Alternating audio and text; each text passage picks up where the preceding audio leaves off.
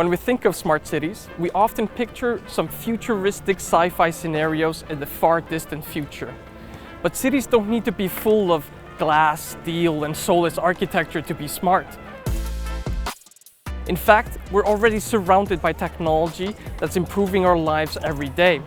That's why TNW is here in Barcelona to figure out how cities can be smart without losing what makes us love them.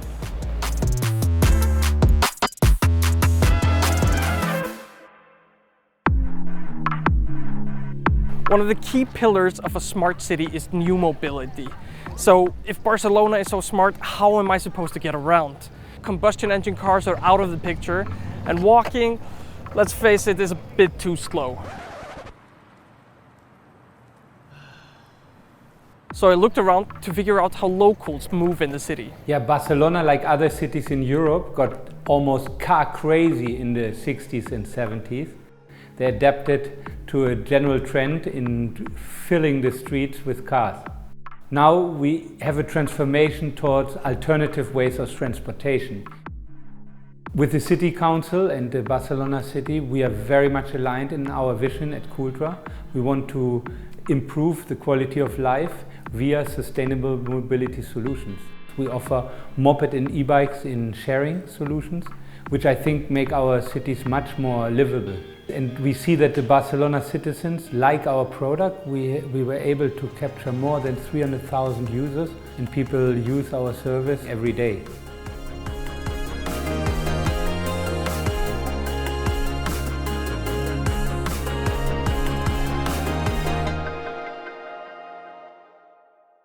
Now I got my clean e-scooter to move around the city, but there's still going to be some people who want to travel by car.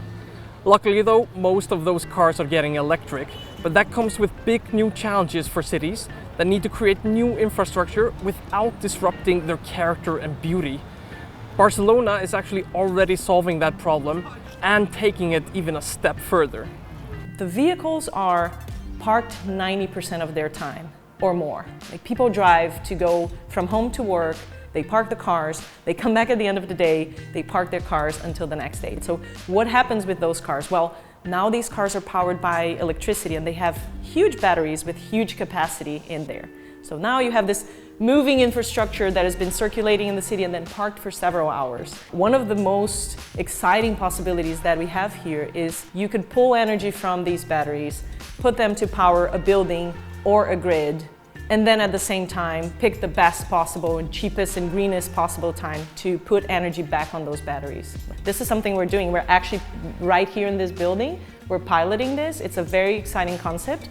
And what we've done is basically created this very compact and very energy efficient product. It's called Quasar.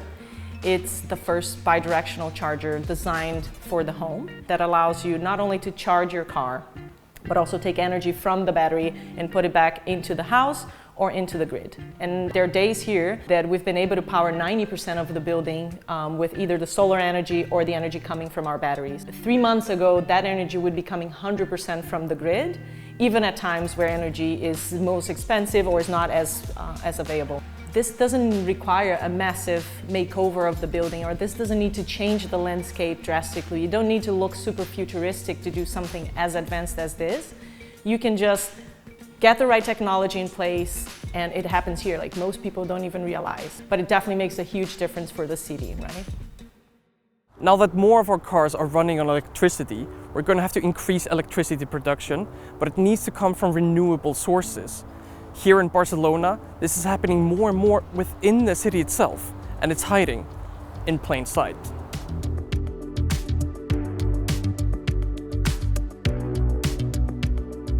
Barcelona had, from really the very beginning, the courage to integrate old architecture with new architecture. Gaudí was revolutionary, always wanted to integrate nature in architecture. In CIARC, we strongly believe that solar panels need to be shown, as we do it with Dinosaur. The key of integration of solar energy and solar panel in cities is to make it beautiful, so to integrate with an harmonious design. With Dinosaur, we create a photovoltaic generation plant as a landscape element able to be integrated in the architecture of the city. And then we thought that we can also do something smaller, like solar streetlights. With Solar Hub, we have a 360 degrees solar panel that can catch the energy from any angle and also can power all the lighting in Solar Hub. We believe that we can go a step further, not only generate clean energy for cities, but we can also generate data, such as the level of pollution, very useful for the city halls. So the solar hubs here in Barcelona can connect to various IoT platforms. But the thing is, those platforms are not all cutting-edge tech. In fact, some of them are actually quite old, but they've been improving life in Barcelona for years. Barcelona became the road to be a smart city 15 years ago, more or less, because there was no choice. It was clear in this moment that information technologies will get out from the office and take the street. So we designed Centillo thinking on the idea of thousands of sensors providing information to one point that provides information to tens of information systems that use this information. But deploying thousands of sensors in the city was not something that would be very welcome by the architects of the city. So the architects decided to develop a solution that can hide this stuff that we have deployed in the city. So Barcelona has actually been a smart city for years now. The technology is just all around us in perfect harmony with the city landscape. But perfect harmony doesn't mean we have to lose out on the cool futuristic tech we want to see from sci-fi movies. Companies here in Barcelona are already working on the next step in smart city mobility. Now it's time for something else, something great, something spectacular that we used to see in these science films that we watched when we were kids, with flying cars all around the cities. We are at the moment developing a product that will revolutionize not only aviation, but the development of the cities.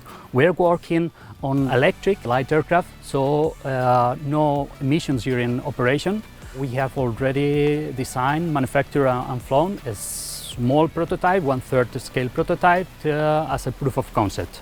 After that, we'll move to the next phase, that it will be the development of the real scale prototype with 2 passengers on board. In a few years, you'll see people taking these flying taxis, and it will be something for everybody. So this is really a revolution. What we've seen here in Barcelona is that technology is already all around us, and that cities can be smart without losing who they are. But we've also seen the future that's within our grasp.